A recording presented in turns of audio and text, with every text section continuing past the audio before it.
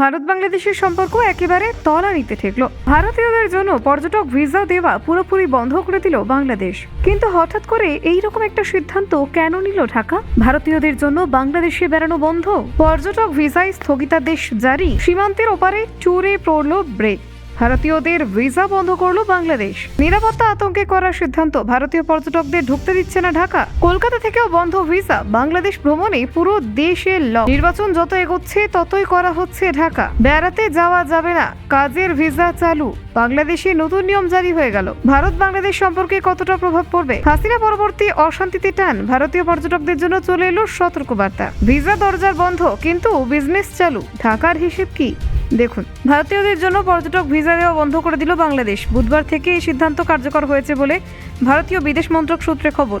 নিরাপত্তা সংক্রান্ত উদ্বেগের কারণে ঢাকায় পদক্ষেপ করেছে বলে জানা গেছে, যার ফলে আপাতত বাংলাদেশ ভ্রমণের পরিকল্পনায় বড় ধাক্কা খেলেন ভারতীয় পর্যটকেরা। সূত্রের খবর অনুযায়ী আগামী 1 থেকে 2 মাস ভারতীয়দের জন্য বাংলাদেশে পর্যটক ভিসা পাওয়ার কোনো সম্ভাবনা নেই। কূটনৈতিক মহলের মতে পরিস্থিতি স্বাভাবিক না হওয়া পর্যন্ত এই নিষেধাজ্ঞা বহাল থাকতে পারে। এর আগে দিল্লির বাংলাদেশ দূতাবাস এবং আগরতলার উপদূতাবাস থেকে পর্যটক ভিসা দেওয়া বন্ধ করে দেওয়া হয়েছিল। শুধুমাত্র কলকাতার বাংলাদেশ উপদূতাবাস থেকে এই পরিষেবা চালু ছিল, কারণ পূর্ব ভারতের বহু মানুষ চিকিৎসা ও ভ্রমণের উদ্দেশ্যে বাংলাদেশে যাতায়াত করেন। তবে বুধবার থেকে কলকাতার উপদূতাবাসও পর্যটক ভিসা দেওয়া বন্ধ করে দিয়েছে। এর ফলে গোটা ভারত জুড়ে এখন আর কোনো বাংলাদেশে যাওয়ার জন্য পর্যটক ভিসা মিলছে না। এ বিষয়ে কলকাতার বাংলাদেশ উপদূতাবাস কিংবা দিল্লির দূতাবাস কেউই প্রকাশ্যে মন্তব্য করতে চায়নি। ভিসা পরিষেবা বন্ধের বিষয়ে তাদের তরফে কোনো আনুষ্ঠানিক বিবৃতি দেওয়া হয়নি। অন্যদিকে ভারতীয় বিদেশ মন্ত্রক সূত্রে জানানো হয়েছে, পর্যটক ভিসা বন্ধ হলেও কিছু নির্দিষ্ট ধরনের ভিসা এখনও চালু রয়েছে। কর্মসূত্রে বাংলাদেশে যাওয়ার জন্য এমপ্লয়মেন্ট ভিসা এবং ব্যবসায়িক কাজে বিজনেস ভিসা দেওয়া অব্যাহত থাকছে। এছাড়া সংবাদ মাধ্যমের প্রতিনিধিদের জন্য বাংলাদেশে যাওয়ার ভিসা দেওয়া হবে, কারণ এই ধরনের ভিসার ক্ষেত্রে আবেদনকারীদের পরিচয়, কাজের উদ্দেশ্য এবং থাকার জায়গা নিয়ে বহুস্তরীয় যাচাই করা হয়।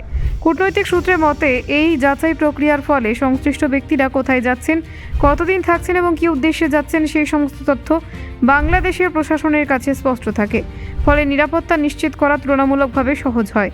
কিন্তু সাধারণ পর্যটকদের ক্ষেত্রে নিয়ন্ত্রণ ও নজরদারি অনেকটাই কঠিন। তাই নিরাপত্তার স্বার্থে আপাতত ভারতীয় পর্যটকদের জন্য ভিসা বন্ধ রাখার সিদ্ধান্ত নেওয়া হয়েছে বলে ব্যাখ্যা করা হচ্ছে।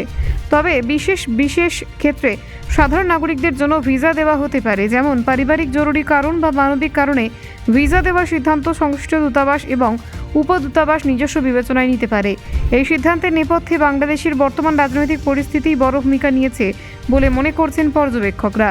2024 সালে অগস্টে শেখ হাসিনার সরকারের পতনের পর থেকে বাংলাদেশে লাগাতার অস্থিরতা চলছে। Bureau report, news prime Times.